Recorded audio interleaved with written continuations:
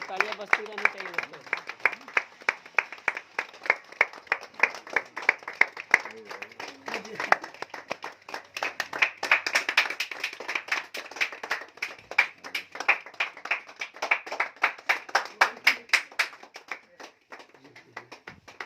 ये आराम से आने दीजिए अंदर है।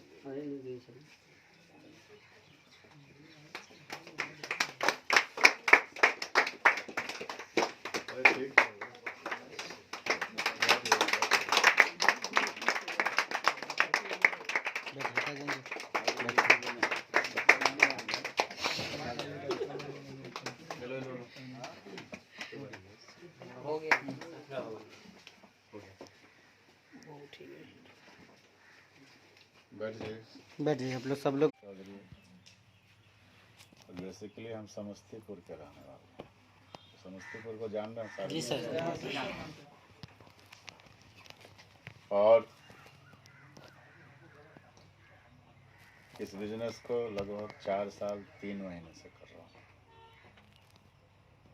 इस व्यवसाय से मैं आने से पहले मैं भी एक कोचिंग इंस्टीट्यूट ही चलाता था। और अपने यहाँ ऐसा होता है, अगर गवर्नमेंट जॉब नहीं लगी तो लोग सोच लेता है कि पढ़े लिखे हैं तो पढ़ाने का काम तो अपने हाथ में।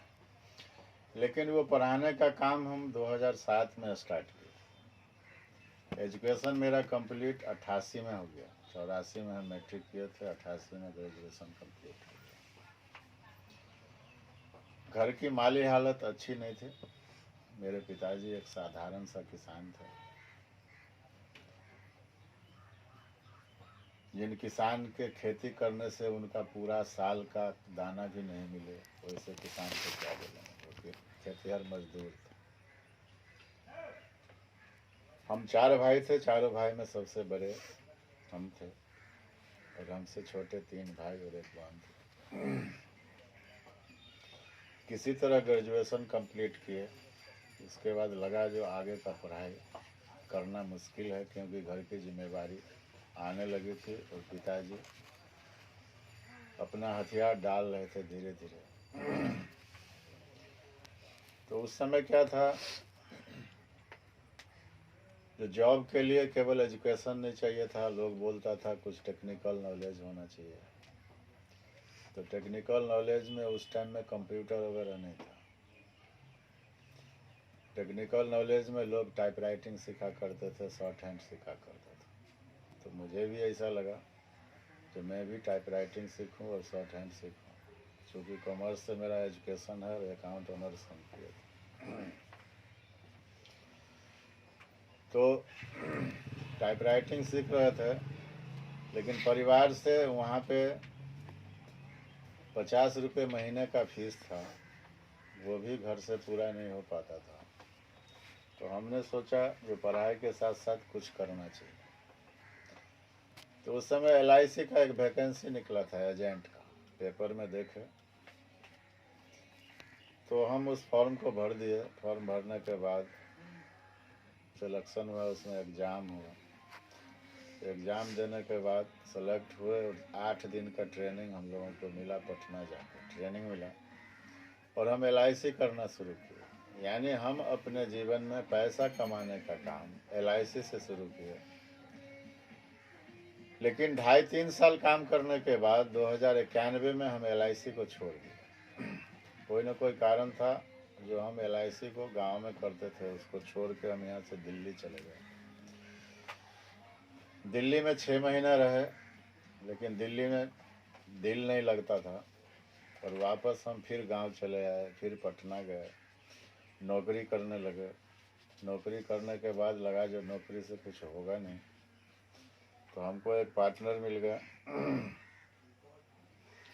और उस पार्टनर के साथ हम एक इंडस्ट्रीज लगाए, एक फैक्ट्री लगाया जो अभी भी पाटलिपुत्रा इंडस्ट्रियल एरिया में है। और हम लोगों का इंडस्ट्रीज था, रिफाइनिंग यूनिट था। जैसे जला हुआ तेल जो होता है मोबिल, उसको रिफाइन करने का यूनिट हम लोग लगाए थे। और गवर्नमेंट से लोन वगैरह लिए थे, बैंक का लोन वगैरह था और उसको स्टार्ट किया 98 में। 98 में वो इंडस्ट्री लगाया हमारे साथ जो पार्टनर थे वो रामा सिंह का फिफेरा भाई है। रामा सिंह को जानता है ना, MP। जी सर। तो वो वैशाली के रहने वाले थे और उनको भी राजनीति का थोड़ा गंध लगने लगा और धीरे धीरे उनका झुकाव राजनीति की तरफ हो गया। उनका नाम शिव कुमार सिंह था। उनके पिताजी RDS कॉलेज में प्रोफेसर थे। तो उनके साथ हम काम किए, लेकिन वो काम चला नहीं। लगभग 4 साल चलने के बाद गवर्नमेंट का ऐसा पॉलिसी आया और हम लोगों का जो टेक्नोलॉजी था वो टेक्नोलॉजी में अंतर आ गया, बदलाव आ गया और जिसके लिए काफ़ी पैसे की ज़रूरत थी। और हमारे जो पार्टनर थे वो पूंजीपति वाले तो थे, लेकिन वो डाइवर्ट हो चुके थे राजनीति में और इस वजह से उस प्लांट को वहीं पे छोड़ना पड़ा। वो आज भी बंद है। वहाँ से हम गांव चले आए और हमसे 3 छोटा भाई था, वो भी सियाना हो गया था। तो होता क्या है, जब अपने यहाँ जिसके यहाँ घर पे काम नहीं है और गवर्नमेंट जॉब नहीं लगता है तो वो लोग दिल्ली, पंजाब, गुजरात, महाराष्ट्र जाता है क्या। जी सर। तो मेरे भाई लोग भी जाने का मूड बनाया जो चलो हम लोग भी दिल्ली, पंजाब जाएंगे। लेकिन चूंकि इतना पीरियड में हम काफ़ी सारा घूम चुके थे, लोगों को देखे थे नौकरी पेशे में क्या होता, तो हमको लगा जो अगर नौकरी का लत लग जाएगा ना तो ये फंस जाएगा, इसका ज़िंदगी जो है ना उसी में कट जाएगा। हम पटना के अंदर 2 दुकान लिए और अपने से छोटे 2 भाई को पटना में दुकान खुलवा दिए। चाहे बिजनेस करो, नौकरी नहीं करना। इधर उधर से कुछ पूंजी दे करके उसको काम करवा दिए। उसके बाद पिताजी लड़खड़ाने लगे तो फिर हम गांव चले आए। गांव आने के दरमियान हम खेती बाड़ी करने लगे। आप लोग जानते हैं कि समस्तीपुर में तंबाकू का खेती बहुत ज़्यादा है। हम लोग के पास जो भी ज़मीन था उसमें पूरा ज़मीन में तंबाकू का खेती होता था। अभी जनवरी का जब समय आता था तो दूसरे किसान से भी खरीद के उसको प्रोसेस करते थे और भट्ठी लगाने का काम करते थे। 4 महीने का वो प्रोसेस था। उस प्रोसेस में उस बिजनेसमैन को 1 लाख 2 लाख साल में बच जाता था। मैं उसी काम को करने लगा। 4-5 साल उस काम को किया। तब तक मेरा छोटा भाई जो था ना वो पढ़ाई लिखाई करके समस्तीपुर आ गया। तो हमारी परेशानी को देख के वो बोला जो भैया ऐसा कीजिए, जब बहुत दौड़ भाग किए अब जो है ना सो आप सीटिंग जॉब कीजिए, अपना इंस्टीट्यूट खोलते हैं, एक हॉस्टल खोलते हैं, आप बैठिएगा, हमको कहीं जॉब लग जाएगी, हम जॉब में चले जाएंगे। और हम भी थक चुके थे, हमको भी लगा जो चलो यही काम करेंगे और अब दुनिया का कोई काम नहीं करेंगे। यानी इंस्टीट्यूट को चलाना, कोचिंग इंस्टीट्यूट को चलाना मेरे ज़िंदगी का लास्ट काम था। उसको हम लास्ट मान के कर रहे थे जब दुनिया का कोई काम मुझे करना नहीं है, और उसी को मैं कर रहा था। साथ में उसको स्टार्ट किया। 5 साल करने के बाद यह बिजनेस जिसको हम 2015 के 20 दिसंबर से शुरू किए थे, यह व्यवसाय मेरे जीवन में 2012 में भी आया था। और इस बिजनेस को लेके हमारे पास माननीय अजय पंडित और अविनाश सर आए थे। उनके लिए एक ज़बरदस्त तालियां। वो एक स्टेशन मास्टर हुआ करते थे और अजय पंडित जी को हम पहचानते नहीं थे, लेकिन अविनाश सर को पहचानते थे क्योंकि उस समय वो दलसिंह सराय में स्टेशन मास्टर थे। और स्टेशन मास्टर का छवि एक अच्छा छवि में गिनती होता है। और वो जब मेरे सामने आए और बिजनेस प्लान को दिए तो प्लान सुनने में बहुत अच्छा लगा। लेकिन जैसे ही लास्ट में वो बोले जी इस व्यवसाय में आप अगर 3 से 4 साल टिकते हैं तो यहाँ से आप कमा सकते हैं महीने का 8 लाख। अब ये बात जो हमको सुनाई दिया वो बात सर के ऊपर से निकल गया। मुझे विश्वास नहीं हुआ। तब लगा जो ये लोग अब स्टेशन मास्टर होके ये काम क्यों कर रहे हैं, क्योंकि तो शुद्ध ठकने वाला काम, ऐसा होता ही नहीं। अब हुआ ऐसा इसलिए कि हम अपने जीवन काल में 25 साल किसी न किसी क्षेत्र में मेहनत किए थे। नौकरी भी किए, व्यवसाय भी किए, खेती भी किए, फैक्ट्री प्लांट भी लगाए। लेकिन मेरे पूरे जीवन का अगर इनकम की बात करें मंथली पे डालना है तो 15-20 हज़ार महीना से ज़्यादा हम पूरे जीवन में कमाए ही नहीं। कभी ऐसा नहीं हुआ। अब वैसे लोगों के सामने अगर महीने की 8 लाख की बात की जाए तो शायद दिमाग में नहीं घुसेगा, क्योंकि पूरे जीवन का सॉफ्टवेयर में लाख कभी देखा ही नहीं। वैसे व्यक्ति के सामने अगर लाखों की बात रख दी जाए तो उसको तो ऐसा ही लगेगा जो ये हो ही नहीं सकता, ये किताबी बात है, ये ऐसा कभी नहीं हो सकता है कि एक इंसान महीने का 8 लाख कमा सके। और उस समय हम उनको मना कर दीजिए, सर ठीक है आप लोग कमाइए, मुझे ज़रूरत नहीं है। लेकिन लगातार 4 दिन 5 दिन वो लोग आए, काफ़ी मेहनत किए मेरे पीछे, लेकिन अंततः मैं इस बिजनेस को ज्वाइन नहीं किया। अब 12 बीता, 13 बीता, 14, 15 जुलाई 2015 में मेरे एक मित्र के माध्यम से यह बिजनेस आ गया। उस समय जनवरी का महीना था जब यह बिजनेस लेके आया था। उस समय हम लोगों के यहाँ खैनी का कटिंग हो रहा था।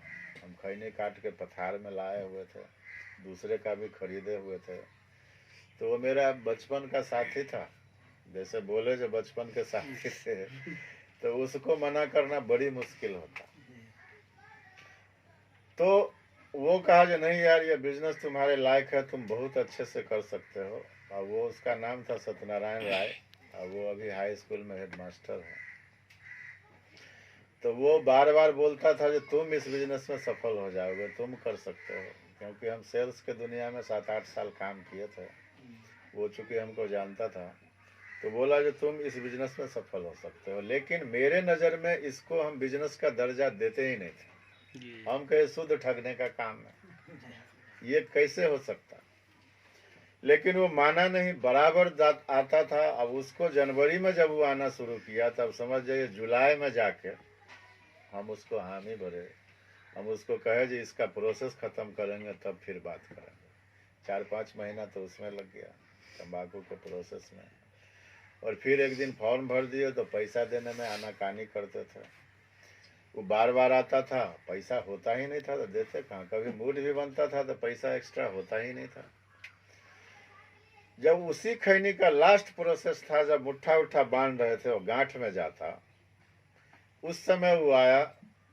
जून जुलाई का महीना था और इसी समय में वो आया।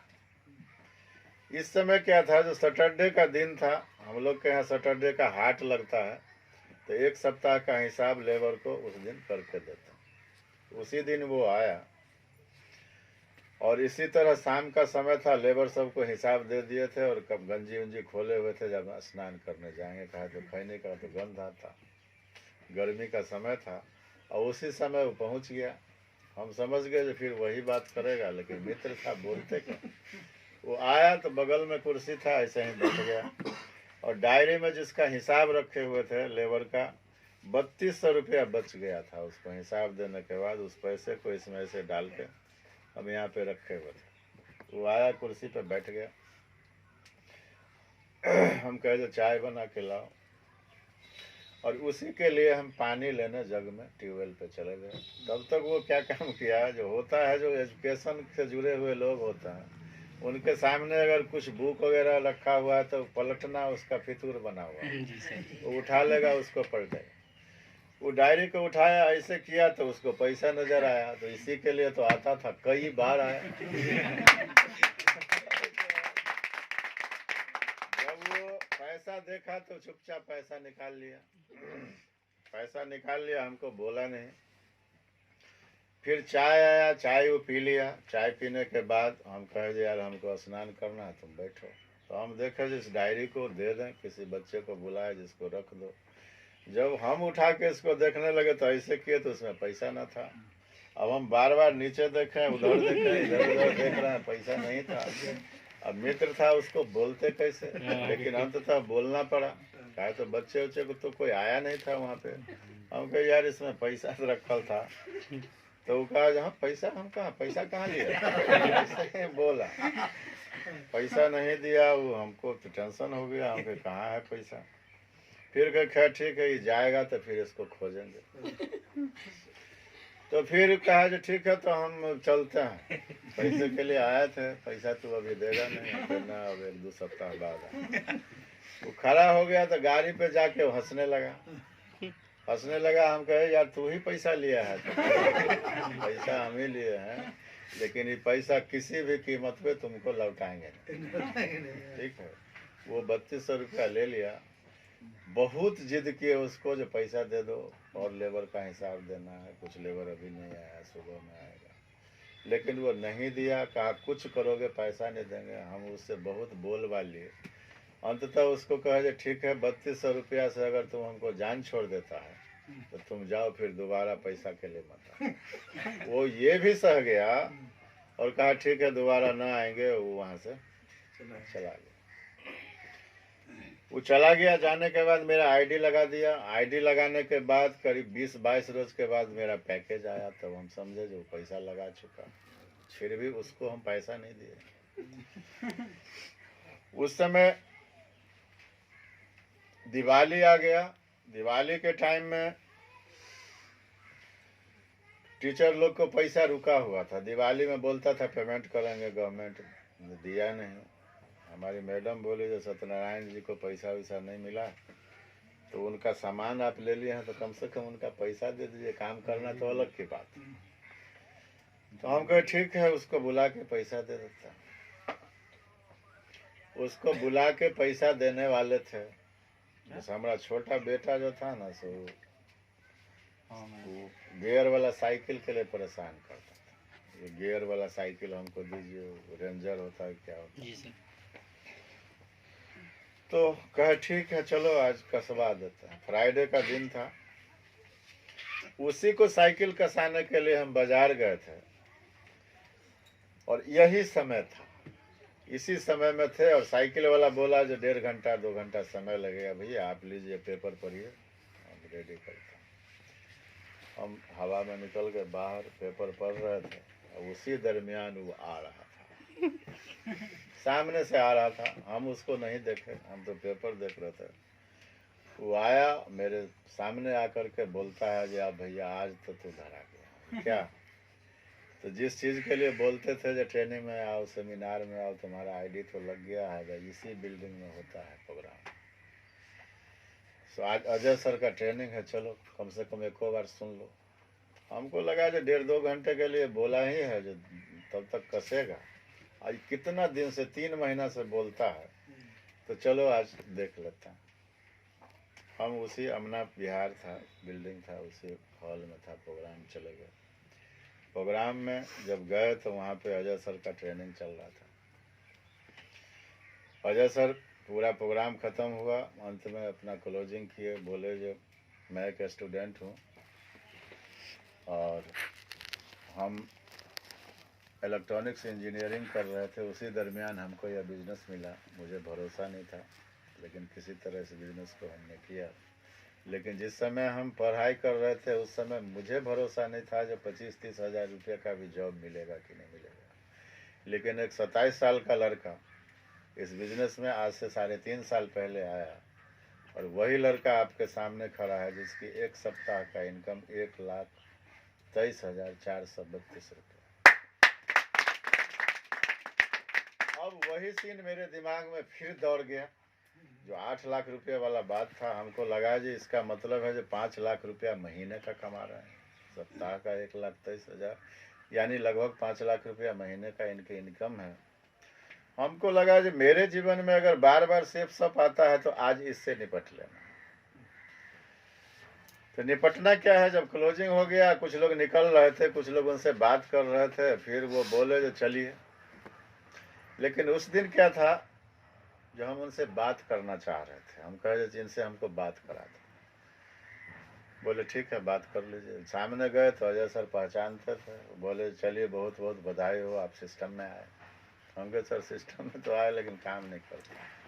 तो क्या है, हम कहे सर एक बात है जो फिर आज हमको दिमाग में आ गया, जो आप जो स्टेज से बोले जिस वीक का इनकम मेरा 1,23,000 रुपये का है, हमको वही क्लियर करना। वो हंसने लगे, फिर बोले अपना जेब से मोबाइल ऐसे निकाले, मोबाइल निकाल के जो है अपना आईडी खोले, फटाफट बता दिए। तो पूरे 8 सप्ताह का इनकम उसमें था, जिसमें कोई भी सप्ताह ऐसा नहीं था जिसमें इनकम लाख रुपए से कम। हमको क्या लगा, जो हम इस तरह का मोबाइल इस सिस्टम में आए हैं तब लिए हैं। आज से पहले सिस्टम में आने के बाद भी 1.5 साल तक हम इस तरह का मोबाइल नहीं लिए थे, क्योंकि इसको चलाना ही मुझे नहीं आता था। बटन वाला मोबाइल रखते थे, बच्चे लोग रखते थे, हम इसको टच नहीं करते थे क्योंकि महंगा आता था, इसमें कोई बटन होता नहीं था।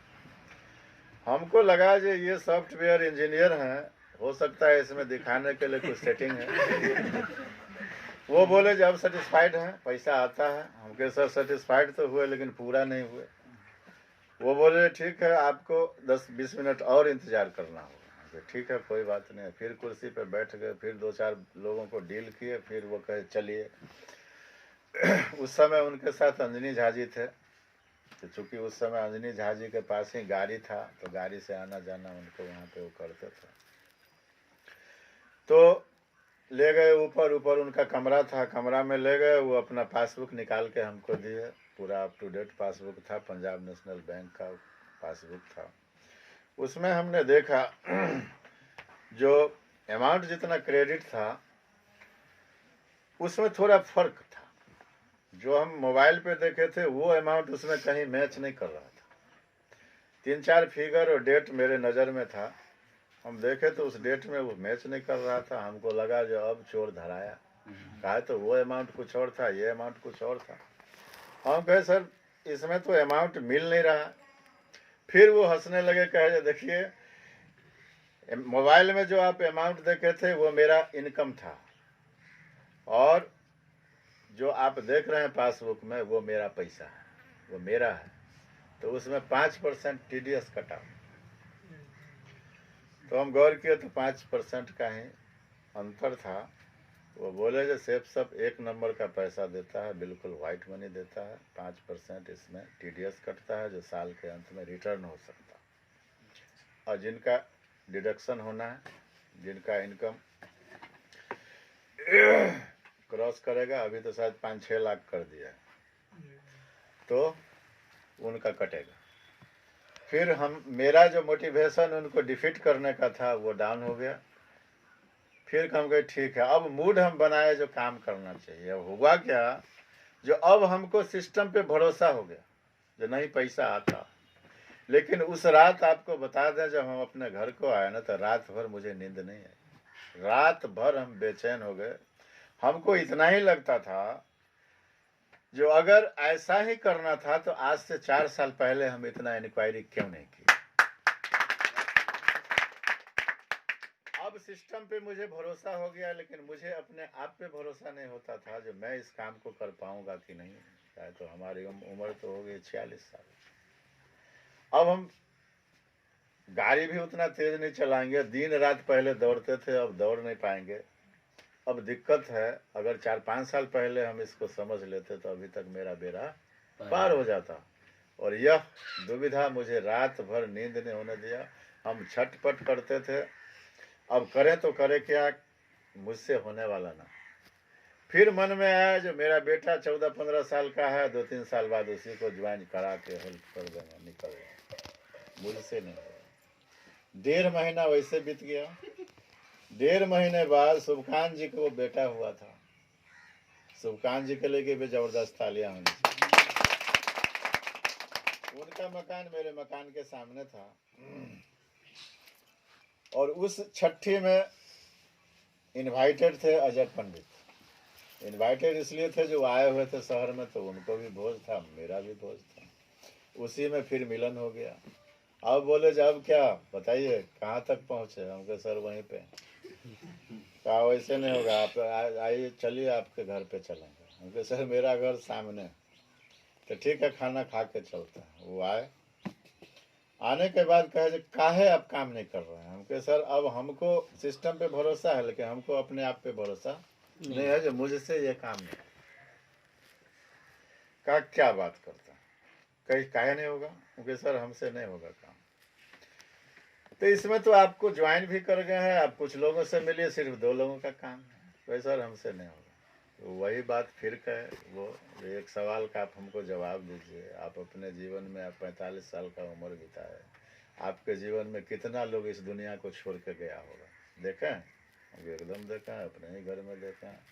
अपने दादा को देखे, दादी को देखे, चाचा को देखे, आस पड़ोस में कई लोगों को देखे हैं जो इस दुनिया को छोड़ के चले जाते हैं। तो आप हमको एक चीज़ बताए, जो लोग दुनिया से जाता है उसको जिंदा कहते हैं कि मुर्दा कहते हैं? हमको तो मुर्दा है, मरा हुआ व्यक्ति। तो आप कभी गौर किए हैं जो एक मुर्दा व्यक्ति जो है न बोलता है न चलता है, बिल्कुल पड़ा रहता है, और उसको कंधा देने के लिए कम से कम कितने लोग चाहिए? हम कहा 4 आदमी तो एकदम चाहिए, जरूरी है। तो एक बिना हिलने डुलने वाला व्यक्ति अगर अपने लिए 4 कंधे को तलाश सकता है, तो आप जिंदा रहते हो उसका 50% 2 लोगों को नहीं तलाश सकते। यही बात जो बोले ना, तो हमको लगा जो ये तो बहुत धिक्कार वाली बात है। अगर इस बिजनेस में आने के लिए और बिजनेस को आगे बढ़ाने के लिए 2 लोगों की जरूरत है, तो हम अंदर से कमिटमेंट किए जो जिंदा रहेंगे तो 2 को तो जरूर ले। और हम कहे सर मैं कल से इस काम को करूंगा। कैसे करेंगे? तो अनिल सर को भिड़ा दिए मेरे साथ, कहे जब इनके पास आप सुबह में आएंगे, इनका लिस्ट बनाएंगे। अनिल सर आए, लिस्ट बनवाए, 20 मिनट के अंदर हम 157 व्यक्ति का नाम लिखे। वो बताइए अब कुछ लोगों से मिलना है, चलिए प्लान करता हूँ। प्लान करने गए, संजोग ऐसा था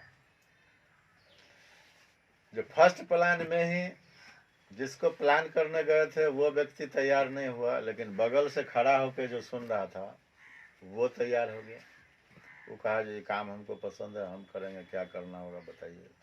तो उस समय फॉर्म भरने का 350 रुपया लगता था।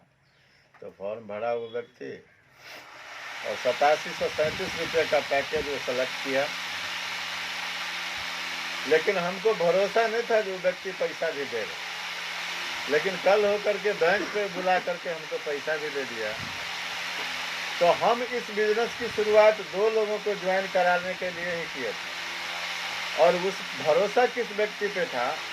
जो मेरे इंस्टीट्यूट में तो काफ़ी बच्चे थे, लेकिन हॉस्टल में 75 बच्चा था, और 75 बच्चे का गार्जियन का लिस्ट मेरे पास था। लेकिन उसमें से कोई भी गार्जियन ऐसा नहीं था जो समय से फीस भरता था, एक भी ऐसा नहीं था। हमको लगा जो नौकरी वाला का भी बच्चा है, बिजनेस वाला का भी बच्चा है, इसमें से कोई भी व्यक्ति समय से पैसा नहीं भरता है, किसी को वेतन समय से नहीं मिल रहा, किसी का गेहूं चावल नहीं बिक रहा है, किसी को नुकसान हो रहा है। अगर सब अपना रोना रो रहा है, उसके पास अगर हम इस प्रपोजल को रखें तो 75 में से 2 को तो जरूर खींचे। इसी भरोसे के साथ मैं स्टार्ट किया था इस बिजनेस को। और 2 लाख की बात तो भरोसा था, लेकिन मुझे अपने आप पे भरोसा नहीं था कि हम भी 2 लाख कमाएंगे। हम इस बिजनेस की शुरुआत मात्र 1000-2000 कमाने के लिए किए थे। ये अपना इंस्टीट्यूट पे हैं, अगर यहाँ हमारी इनकम 25,000-30,000 रुपये की है, अगर इसमें 2000 भी ऐड हो जाएगा तो क्या बुरी बात है, पैसा तो जाना था, चला गया। तो 2000 के सोच के साथ मैं इस बिजनेस को स्टार्ट किया था। लेकिन बताते हुए फख्र हो रहा है कि 2 लोगों के तलाश में मैं इस बिजनेस को लेके चला था, लेकिन आज हमारे साथ 16,400 लोगों का नेटवर्क है। ये कैसे हो गया मुझे पता नहीं, और जो 2000 का सोच था वो कब लाखों में तब्दील हो गई वो भी मुझे भरोसा नहीं। और आज लाखों का इनकम आज मेरे पास कैसे आ रहा, वो सारा मेरा एक डिसीजन का नतीजा है, और केवल अपलाइन की एक बात को मानने का नतीजा। तो मेरे ख्याल से यहाँ पे जितने लोगों से इंट्रोडक्शन हुआ, जितने लोगों को हमने सुना है, और सभी के सभी जितने भी लोग यहाँ पे हैं हमसे कम उम्र के भी हैं। और सबसे बड़ी चीज़ है जो आप जहाँ पे काम कर रहे हैं आप वहीं के रहने वाले हैं, लेकिन मैं जहाँ पे काम किया, हम अपने घर से 70 किलोमीटर दूर मुजफ्फरपुर आके इस बिजनेस की शुरुआत किए थे। और उस समय हमको जानने वाले वहाँ पे कोई नहीं थे, मात्र 5-6 लोग थे जो हमको पहले से जानते थे, लेकिन उसमें से एक भी व्यक्ति मेरे साथ ज्वाइन नहीं किया। लेकिन लगातार मैं उस शहर में टिका रहा, लगातार लोगों से बातचीत करता चला गया। आज उसी शहर का देन है। एक वक्त था लगातार 10 महीने तक मेरे साथ एक भी व्यक्ति नहीं आया। लगातार 10 महीने उस शहर में डेरा डाल के अपना बाइक का पेट्रोल फूक करके मोबाइल में पैसा खर्च करके उस शहर का चक्कर लगाया। पूरे 10 महीने में मेरे साथ एक भी व्यक्ति ज्वाइन नहीं किया। ज्वाइन की तो बात छोड़िए, एक भी व्यक्ति ऐसे बैठ के बात करने को भी तैयार नहीं था। अंततः हमको लगा जो शहर के लोग तेज तरार होते हैं, शहर में मेरा काम होने वाला नहीं है, तो मैं इस बिजनेस को लेकर झपा की तरफ मूव किया। हमको लग रहा था जो देहात क्षेत्र में जाएंगे, गर्मी का समय है, तो पेड़ के नीचे भी 4-5 लोग बैठे हुए मिलेंगे, कुछ ताश खेलते हुए लोग मिलेंगे, क्योंकि हमको शौक था जो लोगों के पास बैठ के हम इस बात को बताएं, केवल बताने का शौक था। अपलाइन का यही कहना था कि लोग आवे या ना आवे, आपको अपना काम करना है, आपको लोगों के पास जाना है, अपनी बातों को बताना है, इतना ही का आप मालिक है। डिसीजन लेने का काम अगले का, उसके लिए आपको सोचना ही नहीं है वो हाँ बोला या ना बोला। आपको हर लोगों से मिलना है, बताना है, और यही आपका काम है। और इस काम को समझ के मैं काम करता चला गया। और 10 महीने के बाद झपा के साइड में एक गांव है, जिस गांव का नाम है मुस्तफ़ापुर। वहाँ से 2 व्यक्ति मेरे साथ ज्वाइन किया जो देहात का रहने वाला था। वो भरोसा किया, सिस्टम में आया, लेकिन आज वो 2 में से एक भी काम नहीं कर रहा। लेकिन उसी के माध्यम से जब 2 लोग आए तो उससे 4 भी आए, 8 भी आए, 10 भी आए, 100 आए, 1000 आए, 2000 आए, 4000 आए, 10,000 आए, आज 16,000 से ऊपर का नेटवर्क हो गया। एक मुजफ्फरपुर की छोटी गली से निकला हुआ यह बिजनेस आप समझ सकते हैं आपके गांव तक पहुंच गया। बिहार ही नहीं, यूपी तक पहुंच गया। यूपी के कई ज़िले में चला गया, झारखंड चला गया, और बिहार के कई ज़िलों में मेरा नेटवर्क हो गया। तो मैं शहर में आके जब मेरा नेटवर्क इतना बड़ा हो सकता, लाखों की इनकम मेरे जैसा व्यक्ति भी ले सकता, एसी कार का मेंटेन मेरे जैसा व्यक्ति कर सकता है, तो आप सभी में पोटेंशियल है। और मेरे नज़र में आप सभी भविष्य के डायमंड हैं, 100% डायमंड हैं। इसलिए आप सभी केवल अपने आप पे भरोसा करना है। यह बिजनेस अपने आप पे भरोसा करने का है, लोगों पे भरोसा करने का नहीं। लोगों पे भरोसा करेंगे तो वो भरोसा टूटता है, लेकिन अपने आप पे भरोसा करेंगे तो वो भरोसा कभी नहीं टूटेगा। तो आप अपने आप पे भरोसा कीजिए।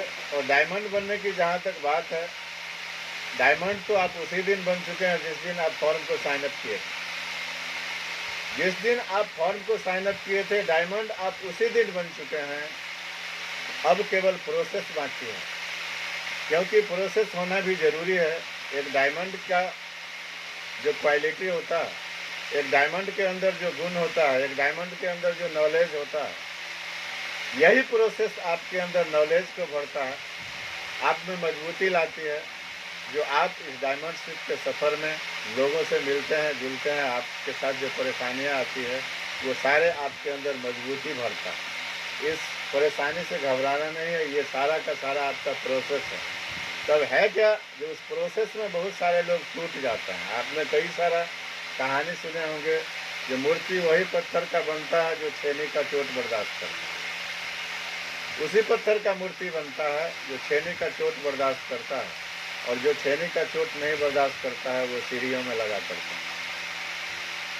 आपको डायमंड बनना है, आपको मूर्ति बनना है, आपको पूजनीय बनना है, तो आपको इस ठोकर को बर्दाश्त करना पड़ेगा, आपको इस तकलीफ को झेलना पड़ेगा। और जो भी लोग इस तकलीफ को झेलने के लिए तैयार हैं, जो भी लोग इस समाज के अंदर, इस मार्केट के अंदर लोगों का ना हाँ सुनने के लिए तैयार हैं, वो रुकेंगे नहीं, थकेंगे नहीं। उसको सफल होना तो 100% गारंटी है, उसका दुनिया का कोई शक्ति नहीं रोक सकता। और इस व्यवसाय में सफलता और असफलता दोनों आपके हाथ में है, ना तो आपके अपलाइन के हाथ में है, ना डाउनलाइन के हाथ में। क्योंकि आपने डायमंड बनने का डिसीजन लिया है, जिंदगी आपकी है, तो डिसीजन आपका ही होगा। चाहे दुनिया लाख चाहे जो आपको सफल करा दूं, आप जब तक नहीं चाहेंगे आप सफल नहीं हो सकते। लेकिन आप चाहेंगे जो मुझे सफल होना है, और दुनिया लाख रोक दे तो आपकी सफलता को रोक नहीं सकता। आप निश्चित रूप से एक न एक दिन सफल हो जाएंगे। तो इसमें क्रेडिट सिर्फ आपको जाता है, इस व्यवसाय में सफल होना और असफल होना। इस बिजनेस में सफल होने के लिए कोई भी क्वालिटी की ज़रूरत नहीं है। आप गोरे हैं, काले हैं, दुबले हैं, मोटे हैं, पढ़े लिखे हैं, अनपढ़ हैं, कोई फर्क नहीं पड़ता। यहाँ वही व्यक्ति सफल होता है जिसके अंदर भूख होता है, क्योंकि भूखा आदमी ही किसी भी मशक्कत से रोटी का इंतजाम करता है। जिसका पेट भरा हुआ है वो कुछ नहीं करेगा, क्योंकि जब परेशानी आपके पास आएगी तो हर इंसान विकल्प ढूंढता है। जब परेशानी आती है, जब धूप लगती है, तो हर आदमी छाया खोजता है। लेकिन आप अगर लंबे सफ़र पे निकले हुए हैं और धूप लगेगी और आप छाया की तरफ जाएंगे तो आपका सफ़र तय हो पाएगा क्या? नहीं सर। कभी नहीं हो सकता। लेकिन उस धूप को जो झेल लिया उसका सफ़र निश्चित रूप से तय होता है। तो वही परेशानी है और कुछ भी नहीं। यहाँ पे परेशानी वही है जो लोगों को ना को सुनना, यहाँ पे परेशानी वही है जो लोगों के ताने को सुनना। तो जो असफल लोग हैं, अगले के ताने को सुन के वो अपना रास्ते को बदल लेते हैं। लेकिन जो योद्धा होते हैं, जो वीर होते हैं, जिनको अपने आप पे भरोसा है, लक्ष्य पे जाने का जो दृढ़ निश्चय किया है, लोगों का विरोध उनको और मोटिवेट करता। पहले तो वो अपने लिए डिसीजन लेते हैं, लेकिन लोगों का जब विरोध होता है ना, तो उनको दिखाने के लिए उनको सफल होना जरूरी होता है। अगर ऐसा नहीं होता है तो आने वाले समय में आप भी एक उपमा बन जाएंगे, आप उपहास के पात्र बन जाएंगे। क्योंकि जैसे ही आप इस सफ़र में निकलते हैं, लोगों का विरोध होना शुरू हो जाता है। लोग आपको तरह तरह के ताने मारेंगे, तो चलो देखते हैं करोड़पति बनने चला है, कल क्या हो जाएगा। बहुत बड़ी बड़ी सपना को देखता है, उतना सपना मत देखो, ऐसा किसी के साथ हुआ नहीं है। बहुत सारे ताने बाने आपके साथ लोग बुनते हैं, लेकिन आपका मेहनत, आपका जुनून एक दिन रंग लाती है, तो वो सारे के सारे लोग जो आज आपको ताने मार रहे हैं ना, सबका नज़र झुक जाता है।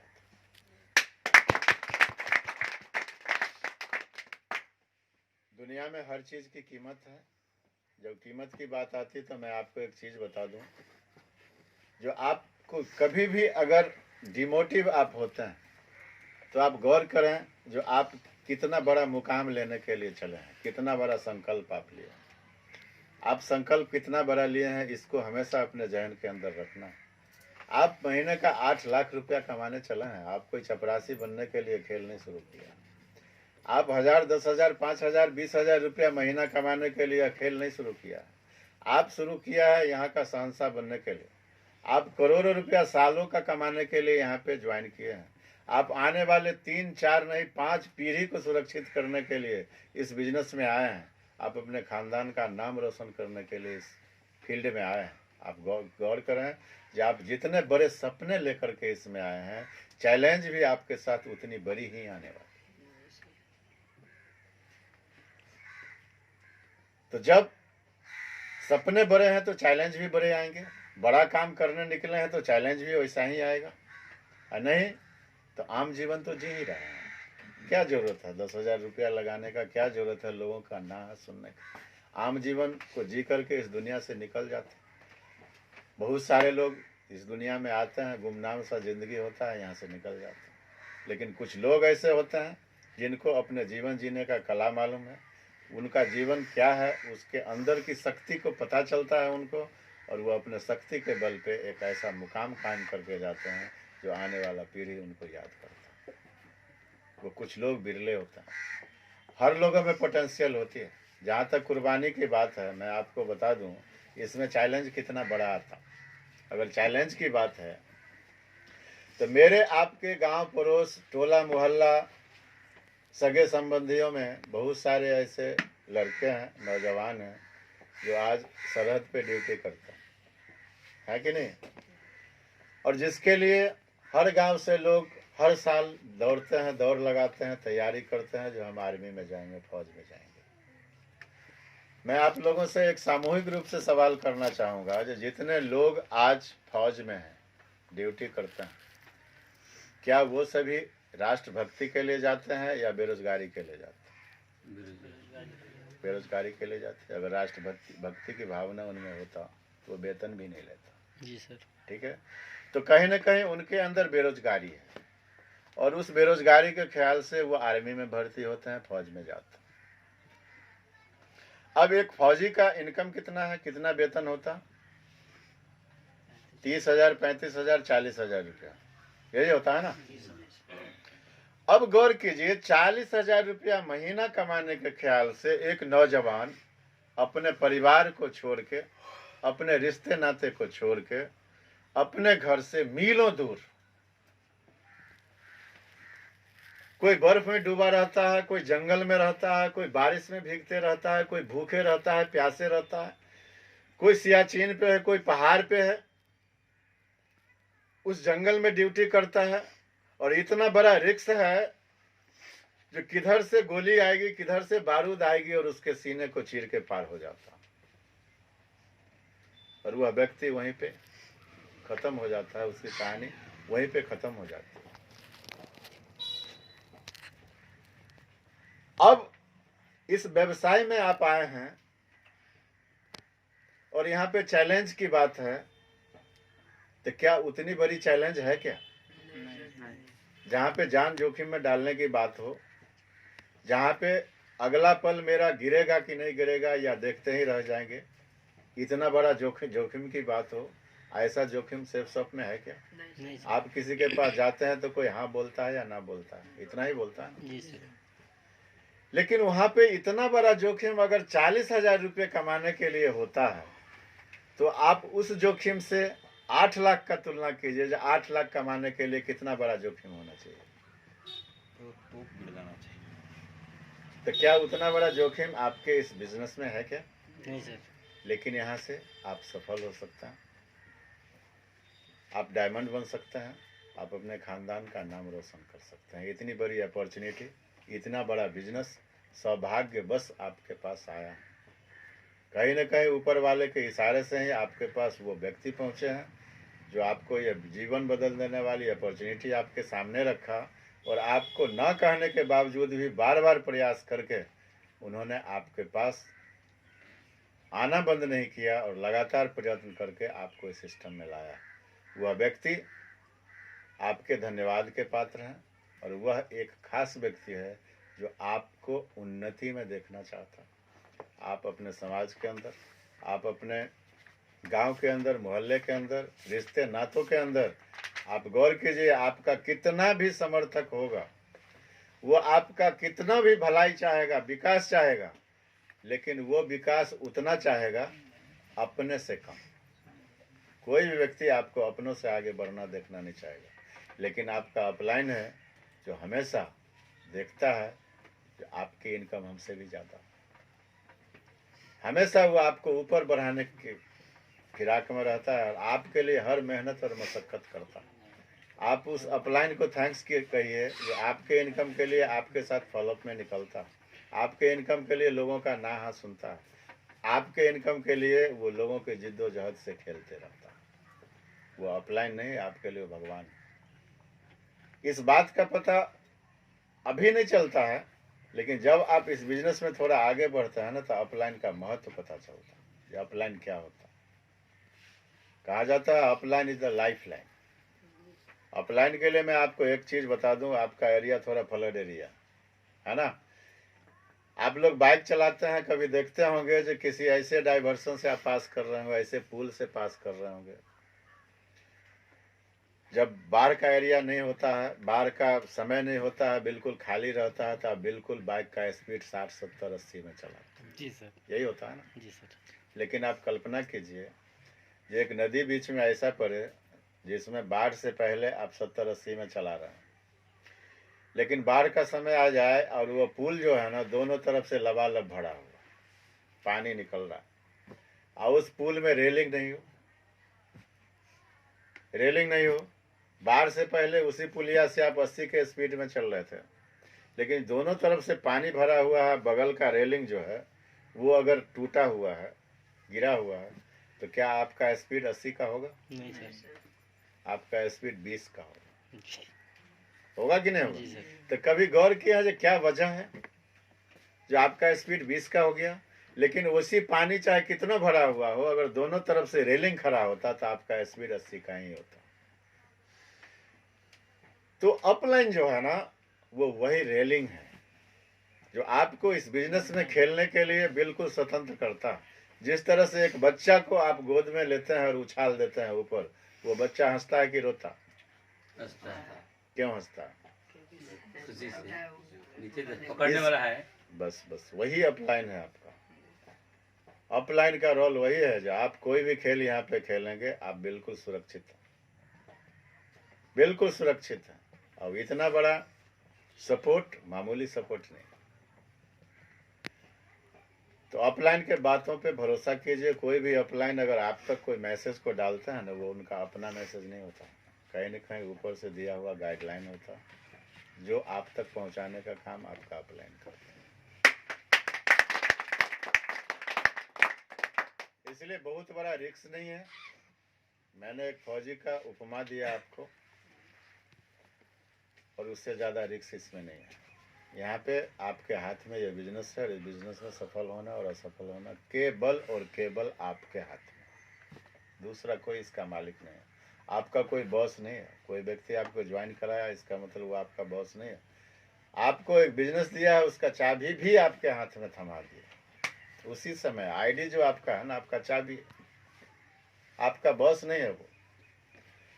आपको एक दुकान मिला है जिसका चाबी आपके पास है। जिस तरह किराना का दुकानदार हर दिन अपने दुकान को खोलता, हर दिन खोलने का उसको काम है, पता नहीं उसके पास कितने ग्राहक आएंगे नहीं आएंगे, कोई फर्क नहीं पड़ता, उसको हर दिन दुकान खोलता है। उसके पास कोई एक ब्लेड लेने के लिए आता, कोई आधा किलो चीनी के लिए आता, कोई 1 किलो नमक के लिए आता, कोई 1 बोरी चावल के लिए आता। हर ग्राहक को वो सम्मान के दृष्टि से देखता है और हर ग्राहक को सौदा देना उसका काम है। और रात के 9 बजे वो बंद करता है और आता है। तो सेफ सब रूपी दुकान ही आपको मिला, और वो दुकान का मालिक आप हैं। सिस्टम आपको मिला है जो हमेशा आगे बढ़ाने का काम करेगा, और एक ऐसा सिस्टम, जिस सिस्टम के अंदर एक ऐसा दुकान जिसमें आपके भी जीवन के उपयोगी सारा प्रोडक्ट भी उपलब्ध है, जिसका दैनिक उपयोग आप अपने जीवन में करते हैं। एक प्रोडक्ट लेके तो आप ज्वाइन कर गए, लेकिन अपने कमाई का बहुत सारा पैसा आप बाजार में भी देते हैं। घर का सामान आप मंगाते हैं, आप पेस्ट मंगाते हैं, साबुन मंगाते हैं, चाय पत्ती मंगाते हैं, मसाला मंगाते हैं, दवाई मंगाते हैं। आपका कमाई का पैसा कहीं कहीं ना जा रहा। और यह सिलसिला आप ही से नहीं, आप क्या पूरे खानदान से चलते आ रहा है कि बाजार से सामान खरीदना। हम कहीं ना कहीं किसी दूसरे को अमीर बना रहे हैं। लेकिन अभी आपको मौका मिला है, जिस तरह के सिस्टम, जिस तरह के कंपनी में आप हैं, आप अपना दुकान है तो अपना यूज का सामान भी अपने दुकान से ही यूज कीजिए। क्योंकि कोई किराना का दुकान अगर कोई किए हुए है, उसके घर में चावल का खपत है, चाय पत्ती का खपत है, चीनी का खपत है, तो क्या वो दूसरे दुकान से खरीदता है क्या? नहीं सर, वो अपने दुकान से खरीदता है, तो अपने दुकान से लेता है, यूज करता है। तो सेफ सब आपके पास एक दुकान है, इसमें सारा आपके ज़रूरत का सामान है, उसका भी यूज कीजिए, आप रिपर्चेज कीजिए, 100% यूजर भी बनिए। वहाँ से भी एक बहुत बड़ा बेनिफिट आपके पास है, और उससे भी आप डायमंड बन सकता है। अब अच्छी बात यह है कि आपके डायमंडशिप में जो बीवी काउंट होता है, वो आपके यूज के प्रोडक्ट का बीवी भी उसमें काउंट होता है। आप जो यूज करेंगे वो भी काउंट होता है। इससे आपका सफ़र आसान हो जाएगा। तो रिटेल में जो प्रोडक्ट है जिसका आप दैनिक यूज करते हैं, उसका पहले यूजर बनिए, फिर लोगों को दिखाइए, लोगों को सुनाइए, और मेरे ख्याल से खुद तो यूजर जल्द से जल्द बनिए, और अपने साथ कम से कम 5 व्यक्ति को अपने टीम से यूजर बनाइए। ठीक है? और रही बात राम जन्म जी टारगेट किए थे, काफ़ी सम्मान मिला, काफ़ी सारे लोग आपके साथ गए भी थे यहाँ से, और हर 3 महीने का टारगेट है। अब सारे लोगों ने परिचय दिया, सपना तो सभी के पास है, लेकिन उस सपना को छोटा छोटा बनाना। डायमंड अचानक आप नहीं बनेंगे। सबसे पहला चैलेंज है आपका एक स्टेप। अगला स्टेप आपका है, जो अभी ज्वाइन किए हैं उनको लीडर्स क्लब बनना है, 18 लोगों की टीम बनानी है। उसके बाद है जो आप लोग को 50 लोगों की टीम बनानी है, आपको सिल्वर बनना है। अभी आपको सिल्वर के लिए प्रयास करना है। अब उसके लिए अपने अंदर से कमिटमेंट करना है कि हमको कितने दिनों में सिल्वर बनना है। आपको 2 महीने में सिल्वर बनना है, 3 महीने में सिल्वर बनना है। अगर 3 महीने में आप सिल्वर बनते हैं, आपका टारगेट भी होता है, आप सिल्वर भी बन जाते हैं। 25-50 हज़ार रुपये की इनकम आपके घर में आ जाती है, 50 लोगों का एक टीम बन जाता है। अब आसानी से आप अगला लेवल अचीव कर सकते हैं, आप गोल्ड बन जाते हैं। यानी 7 टारगेट को कंप्लीट करके आप यहाँ डायमंड 6 तक जा सकते हैं। और एक टारगेट 3 महीने का होता है। यानी आप में से अगर कोई व्यक्ति के अंदर ऐसा जुनून है कि मैं इस व्यवसाय को अगर किया हूँ तो जल्द से जल्द मुकाम पे पहुँचूँ, तो बस 7 टारगेट को फाइट कर जाना। 21 महीने में आप डायमंड बन जाओ। और ये टीम का खेल है। इसकी शुरुआत, अब कहने का मतलब है कि एक इमारत है जिसमें हजारों सीढ़ियाँ हैं, तो जब चलना शुरू करेंगे ना तो एक एक सीढ़ी ही आपको चलना पड़ेगा। अचानक आप इमारत के छत पे नहीं जाते। तो उस सीढ़ी को आप हर दिन का लक्ष्य बनाइए, हर सप्ताह का लक्ष्य बनाइए। कि आने वाले सप्ताह में मान के चलिए आज सैटरडे है, संडे है, मंडे है, ट्यूसडे है, जिस दिन क्लोजिंग होता है। 4 से 5 दिन अभी आपके हाथ में है। आप बहुत सारी बातें हम आपको बताएं हैं जो हमने अपने सिस्टम से सीखा है, जो मैं आपको बता रहा हूँ। और छोटा छोटा गोल को अचीव करके आप अपने आप पे भी सेटिस्फेक्शन ला सकते हैं और मंजिल को भी आसानी से पार कर सकते हैं। अब यहाँ पे क्या है, जो आपको हर सप्ताह का गोल बनाना है कि हर सप्ताह हमको अपने लिए चेक निकालना है। और जैसे ही अपना चेक निकला तो अब लोगों के लिए चेक निकलवाना है। हर लोग प्रयास कीजिए जिनका 1,000 का चेक अभी तक नहीं निकला है। इस सप्ताह हम किसी भी हाल में 2 व्यक्ति को ज्वाइन करा के 1,000 का चेक हम अपने लिए बनवाएंगे। और अगले सप्ताह वो 2 व्यक्ति को 1,000 का चेक हम बनवाएंगे। ये कमिटमेंट सारे लोग अपने आप से लीजिए और देखिए कितना जल्दी ये कारवां कितना बड़ा होगा। बस छोटा छोटा अचीवमेंट आपको मुकाम तक पहुंचा देगा। अब अपनी तरफ से मैं सारी बातों को रखा और बहुत सारे लोग नए भी हैं और कुछ लोग फील्ड में निकले भी हैं, कुछ लोग नहीं भी निकले हैं। बहुत सारा सवाल आप लोगों के दिमाग में चलता होगा, कुछ लोगों के दिमाग में चलता होगा काम तो बढ़िया है सर, बढ़िया से बता दिए, लेकिन हमसे होगा कि नहीं होगा, हम तो ऐसे बोल नहीं पाते हैं। कुछ लोगों को होता होगा जो हमसे पे लोग विश्वास करेंगे कि ना करेंगे। कुछ लोगों को होता है जो लोग को ज्वाइन करेंगे वो काम कर पाएंगे कि नहीं कर पाएंगे। तो इस तरह का अगर कोई सवाल किन्हीं के दिमाग में ऐसा आ रहा है जो आपको इस काम को खुल के करने के लिए रुकावट पैदा कर रहा है, तो मैं आप लोगों से निवेदन करता हूं कि वो सवाल यहाँ से लेके नहीं जाएंगे, वो सवाल को यहाँ पे रखेंगे। मेरे समझ में जहाँ तक आएगा मैं उसको हल करने का प्रयास करूँगा। और यह समय अब शुरू होता है आप लोगों का। आप लोग अपनी बातों को यहाँ पे रख सकते हैं और सेटिस्फेक्शन ले सकते हैं।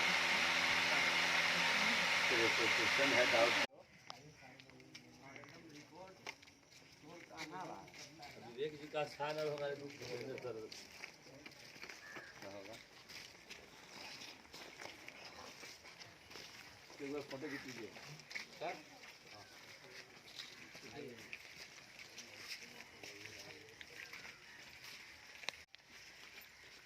आइए नहीं, इधर आइए।